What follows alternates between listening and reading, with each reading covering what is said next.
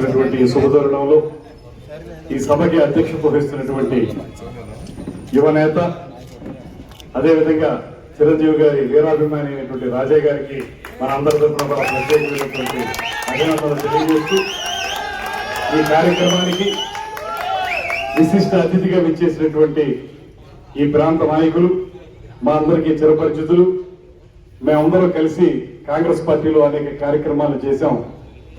ఇవాళ కూడా చాలా ఉత్సాహంగా అనేక కార్యక్రమాలను నిర్వహిస్తున్నటువంటి శ్రీ రామినేని మురళి గారికి, అదేవిధంగా శ్రీ అద్దరు మరళి గారు, ఆయన కూడా చిన్నప్పటి నుంచి అందరం కలిసి పనిచేసినటువంటి వాళ్ళం. అదేవిధంగా అల్లు శేషనారాయణ గారు, తెలుగుదేశం పార్టీ నాయకురాలు శ్రీమతి మాలే విజయలక్ష్మి గారు, కాంగ్రెస్ పార్టీలో ఇవాళ కూడా అదే ఉత్సాహంతో ముందుకెళ్తున్నటువంటి బెజవాడ రంగా గారు, అదేవిధంగా శ్రీనివాస్ యాదవ్ గారు, అదే ముఖ్యంగా నాకు చాలా కాంగ్రెస్ పార్టీలో ఉన్నప్పుడు చాలా ఉత్సాహంగా మాతో కలిసి పనిచేసినటువంటి చేపల చంద్రరాజు గారు, అనంతలక్ష్మి గారు, ఇంకా సుభాన్ గారు, షేక్ సుభాన్ గారు,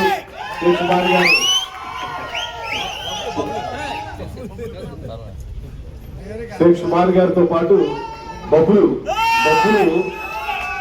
ఎప్పుడు చూసినా నేను చాలా విచిత్రంగా పలకరించేవాడిని. ఎప్పుడు కూడా కాంగ్రెస్ లో ఉన్నప్పుడు కనకాల రాజా గారు, బాగా పెద్ద వ్యాపారస్తులు అయిన వాళ్ళ చిన్న స్థాయి నుంచి పెద్ద స్థాయికి ఎదిగినటువంటి కనకాల రాజా గారు, ఇంకా ఇక్కడికి విచ్చేసినటువంటి 50 మంది మెగాస్టార్ చిరంజీవి గారి యొక్క అభిమానులందరికీ కూడా ప్రత్యేకమైనటువంటి నమస్కారాలు తెలియజేస్తూ, సినిమా హీరోలంటే కేవలం వారి అభిమానులు సినిమా విడుదలైనప్పుడు కేరింతలు కొట్టడం, లేకపోతే పండుగలు జరుపుకోవడం లాంటి కార్యక్రమాలు ఆ రోజుల్లో ఉండేవి. అటువంటి వాటికి భిన్నంగా సినిమా హీరోల యొక్క అభిమానులు సమాజ సేవలో పాల్గొనాలని చెప్పినటువంటి మొట్టమొదటి హీరో ఈ దేశ చరిత్రలో మెగాస్టార్ చిరంజీవి గారు అనేటువంటి మాటని ఈ సందర్భంగా మనవి చేస్తున్నాం.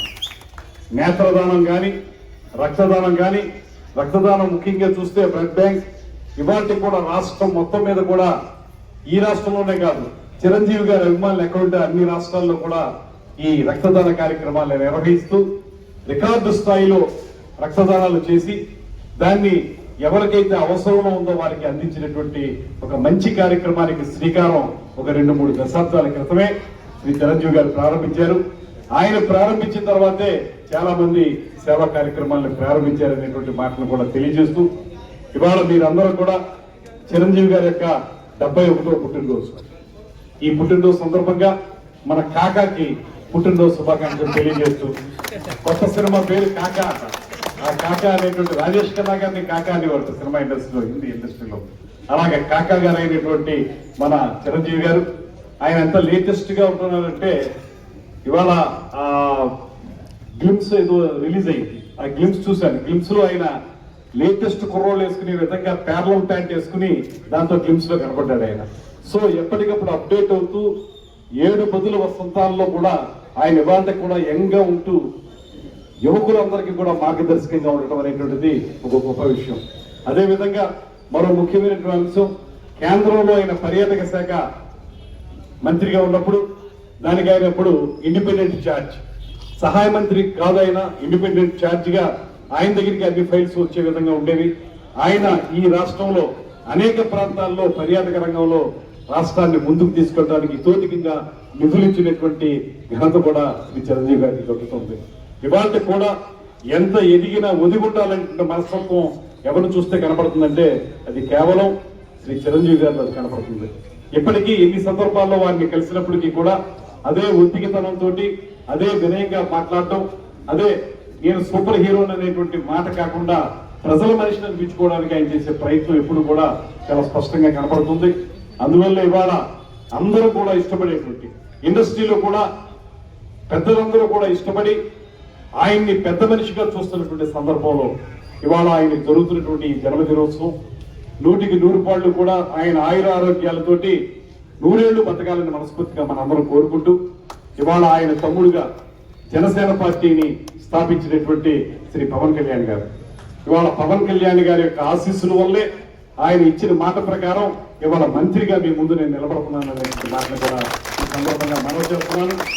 ఇందాక మరిడి గారు చెప్పినట్లుగా మొట్టమొదటిసారి ఎమ్మెల్యే అయినా నాకు మంత్రి పదవి వచ్చిందంటే శ్రీ పవన్ కళ్యాణ్ గారు నా మీద చూపించిన వాత్సల్యమే కారణం అనేటువంటి మాట. ఆయన చూపించినటువంటి ఆ ప్రేమకి అనురాగానికి 100% కూడా నేను తీసుకున్న పదవికి న్యాయం చేసే విధంగానే కృషి చేస్తున్నాను అనేటువంటి మాటను కూడా తెలియజేస్తూ, ఇందాక రామిరెడ్డి మురళి గారు చెప్పారు మేమందరూ ఇక్కడ పుట్టిన వాళ్ళమే అని చెప్పి. ఈ వార్డులో పుట్టిన వాళ్ళమే, ఇక్కడే పెరిగిన వాళ్ళం.